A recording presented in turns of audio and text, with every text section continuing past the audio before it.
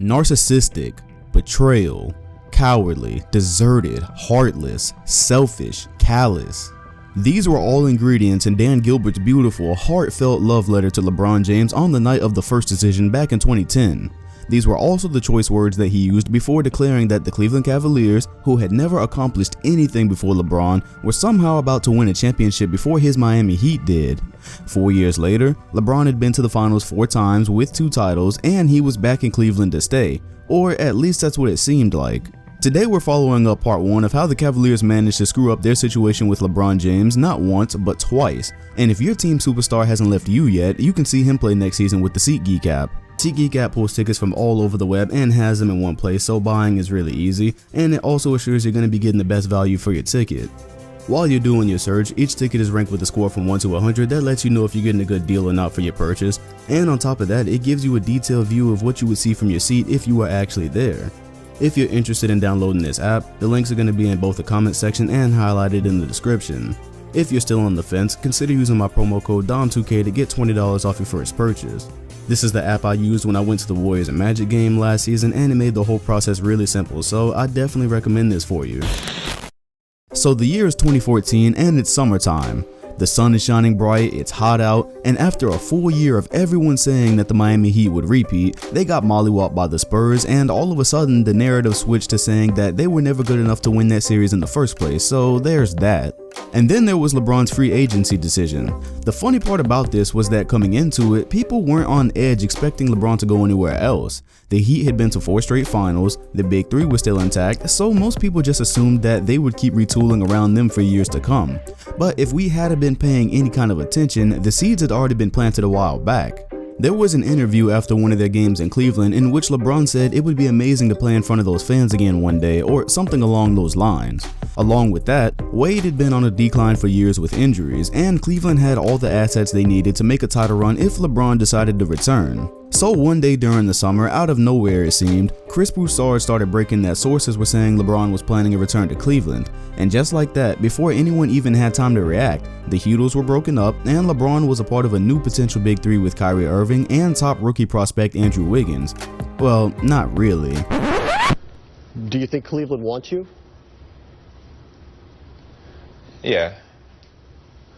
Yeah, this guy's days with the Cavaliers were doomed as soon as LeBron announced his return.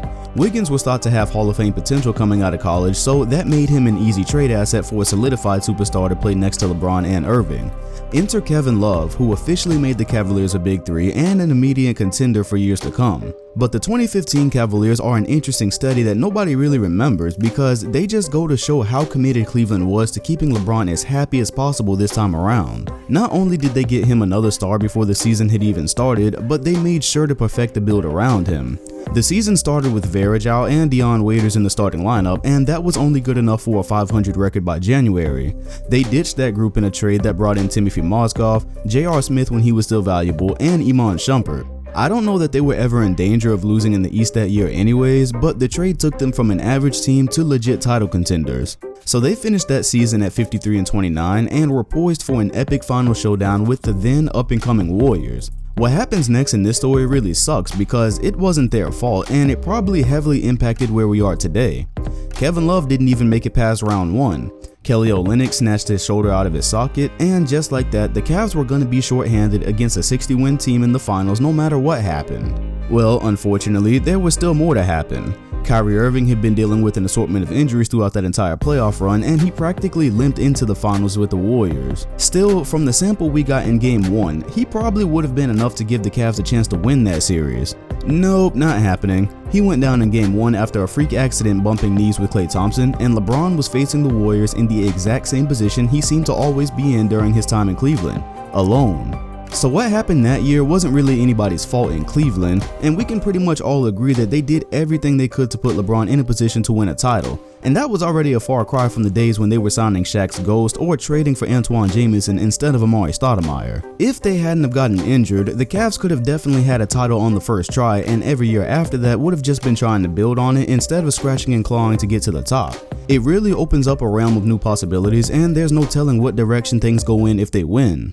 But now the real tangible problems start. Contrary to what you might believe, Tristan Thompson was very useful once upon a time, as in the 2015 NBA Finals, he was averaging 10 and 13 while playing great defense in his increased role with Kevin Love out, so there was no question that if they were to get back to the finals and actually win it this time, he would be a pretty important piece. And of course, he and Cleveland management were not seeing eye to eye on the contract negotiations. During those talks, LeBron posted this picture on Instagram posing with Thompson, and the caption read, "Get it done." Now, that could have been to a number of things, but it was very obviously talking about re-signing him. That was his subtle way of asserting his dominance over Cleveland's management, because I have a feeling that they knew he wasn't afraid to leave again one day if he had to. Now, it's hard to say exactly whose fault this is, because on one hand, they certainly needed him, but on the other, his contract played a big part in why LeBron isn't in a Cavalier jersey today. And that nudge by LeBron eventually ended with Thompson getting a 5-year, $82 million contract. Yeah, his pay went from around $5 million a year to around $15 to $18 million a year. Can you guess which number Thompson's production is closer to today? So hang on to that thought, it'll be important soon. But before we move on to 2016, the last note about the 15 season is that there was a seed that was planted. It was reported in December of that year, when the Cavs were struggling, that LeBron really wouldn't hesitate to leave Cleveland again if he had to. His second stint there was filled with contracts that routinely allowed him to opt out, partly so the team could have flexibility, but obviously it was also so he didn't lock the rest of his prime years into a team that wasn't building towards winning. Nobody seriously thought he was just going to play a year in Cleveland and leave again, but the option was always on the table, so he had all the leverage in the decision making. So on to the 2016 season. Nothing much changed with the roster. The understanding was that if they were healthy, they had a great chance to beat the Warriors, so what was there really to change? Well, the coach apparently. After a 30-11 start, David Blatt was fired for supposedly not being able to hold the stars of the team accountable. Tyronn Lue had played with some of the greatest players ever like Kobe and MJ, and was coached by one of the greatest in Phil Jackson, so the thought process was that he could probably manage superstar personalities better than David Blatt could. Whether or not he did that, the Cavaliers ended up right back in the finals with no real competition in the East, and we all know the story of what happens next. However, this is all really important. The Cavaliers' Game 7 win can be seen as both the greatest and worst thing to ever happen to that franchise. On one hand, LeBron's block, Kyrie's 3, their narrow win after the 3-1 comeback, it's all cemented as one of the most incredible moments in NBA history that led to Cleveland's first championship. On the other, is it wrong to say that this win also led to their ultimate demise? Well, it certainly helped it, because regardless of what we believe about Kevin Durant, even for him, it seems like it would have been kind of low to join the Warriors after they won a second straight championship. The Cavaliers winning that series really helped make that possible, and it led to a series of events that directly led to where we are today. Let's go over them. We're now in the 2017 season, and the Cavaliers are trying to repeat. With the Warriors' power move, Cleveland obviously can't afford to get any worse, so losing a vital piece like J.R. Smith isn't an option, the same as losing Thompson the year before wasn't an option. And yet again, when the Cavs were having some difficulties with Smith's contract, LeBron appeared from the shadows to remind Cleveland who was really calling the shots. He said that J.R. Smith did his part, he worked hard, and that Cleveland needed to get it done. That sounds oddly familiar, doesn't it? This was always LeBron's way of telling the Cavs, don't start messing up now, and with his contract options always in the back of their minds, they obliged. In October of 2016, the Cavs handed Smith a contract worth $57 million over 4 seasons. That took JR from making around $5 million a year to around $12 to $15 million a year. Can you guess which number his production is closer to today? So I hope you were paying attention, because this was truly the beginning of the end for Cleveland. In 2015, they gave Kevin Love a $110 million contract. Before any of this had even started, they locked Kyrie Irving up for 5 years, $90 million, and then they decided to extravagantly pay their role players. Giving out millions like candy has its consequences, like your team having one of the highest payrolls in history with little to no flexibility type consequences. Basically, if this were chess, the Cavs had checkmated themselves, because the Warriors went out that summer and got significantly better. Cleveland, on the other hand, signed their roster into stone, severely crippling the amount of options they would have moving forward. Now, don't get me wrong, the 2017 Cavaliers were extremely talented on offense, but they had no defense and very little options to get any defenders.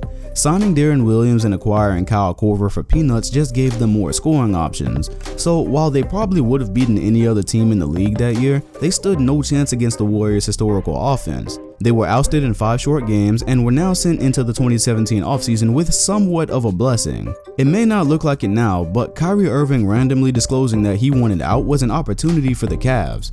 Here they were looking for a way to compete with the Warriors with a roster that was completely deadlocked in terms of salary.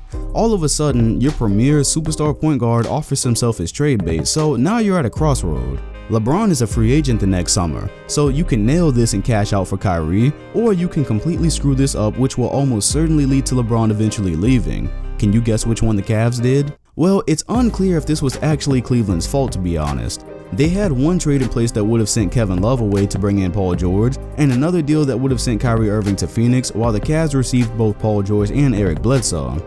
Unfortunately, all deals fell apart, and reports are conflicting on who exactly pulled out of the deals or why, but it was an extreme missed opportunity for Cleveland. Adding George and Bledsoe next to LeBron and Love would have at least given them a shot to get back into a winning position, and coming up on this summer, it's rational to believe that Paul George and LeBron would have liked each other enough to stay long term. Instead, the Cavs ended up with one of the biggest shit shows in sports history for a season. They traded Kyrie in a deal for an Isaiah Thomas that was not only in a contract year, but also mysteriously yet severely injured. The Celtics also sent over Jay Crowder and a very valuable pick in the 2018 draft. And Cavaliers fans convinced themselves that Thomas was as good as Kyrie and that Jay Crowder was an elite two-way player, all overnight somehow. Now, this is really important because it wasn't all bad for the Cavs. That trade had a contingency plan because if everything worked out, they'd still have a really good point guard next to LeBron along with a team that could still compete for a title. If shit went sideways, and it did, they'd still have a top pick to either dangle as trade bait to convince LeBron to stay or to rebuild around in case LeBron left. Pretty good deal for Cleveland when you consider everything that ended up happening. But out of all the seasons, 2018 really put the nail in the coffin and solidified the end. All this turmoil with Kyrie couldn't have come at a worse time because it forced Cleveland's hand in making the best decisions they could to convince LeBron to stay. After signing Derrick Rose and Dwayne Wade, the Cavs had what looked like a great team on paper, but with the questions about their age and injury, on top of the locker room that ended up becoming poisonous, it really seemed like Cleveland might collapse as a franchise before finishing the season. So came the day that the Cavaliers put all their energy into one last-ditch effort to keep LeBron happy. They traded everybody. One thing I'm never gonna forget is having lunch with some friends and getting a new notification every few minutes that the Cavs had just dealt somebody. When the chaos was finally over, Cleveland had a cast of new, younger players to replace what I like to refer to as the retirement home Cavs. These new faces re-energized them for a bit, but I don't think anyone was fooled into believing it was going to win them a championship. Hell, most people saw that this roster wouldn't have even gotten out of the East if Boston hadn't fell apart with injuries. So that new team got to the playoffs, and despite the declaration that they had a squad now, it ended up looking like a repeat of 2007, LeBron James doing his best to carry a cast of no-names to glory. It was a good try. I mean, it was a really good try. He even almost got one off the Warriors. And yep, we know what happens next. That fateful moment, a rebound, a full sprint in the wrong direction, the meme, J.R. Smith.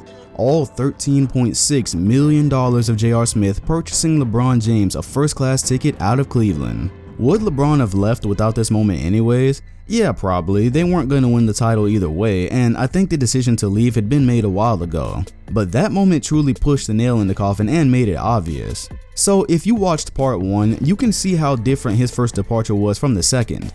The first time he left Cleveland, it was simply about the management never getting him the pieces he needed to compete. But if you were paying attention, the second time was really about a combination of bad luck and the decisions that LeBron and Cavs management made together. Tristan Thompson and J.R. Smith's production both fell significantly on these expensive contracts they were given. They were given those contracts because the Cavs had to keep competing, but also because those were the specific pieces that LeBron was requesting. When the calendar turned to 2017 and they needed to make moves, it was kind of impossible to find anyone in their right minds willing to take on $15 million a year for role players with their best days behind them. That lack of flexibility made retooling the roster harder, and having to move their premier point guard a whole 2 years before his player option really didn't help anything either. But again, maybe the Cavs aren't totally screwed moving forward. I think Kevin Love is going to be a very valuable piece when he isn't relegated to spot-up shooting all game, and Colin Sexton looks like he has a chance to be good as well. If he does turn out to be a piece they can build around, then maybe their plan for life after LeBron actually worked out this time. And that's what I got for you guys today. Just a couple of things before I go. I'm finally getting on Twitch. I've been talking about live streaming forever, and I am finally getting on. I'm going to be playing a ton of different video games on the live stream, some 2-player streams with my brother, and we can do a lot of funny things on there.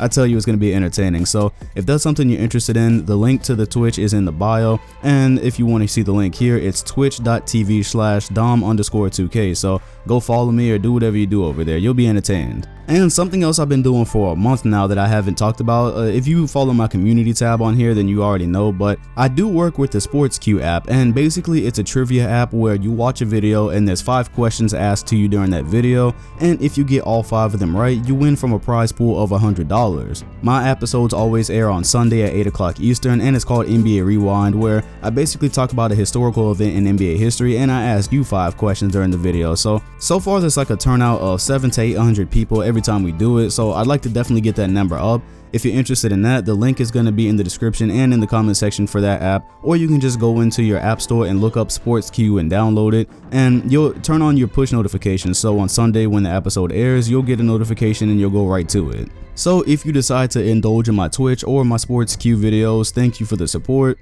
And make sure to hit the like button, comment, and sub if you enjoyed this video. Hit the bell next to my name if you want notifications on future videos. Thanks for watching, and I'll see you guys on the next one.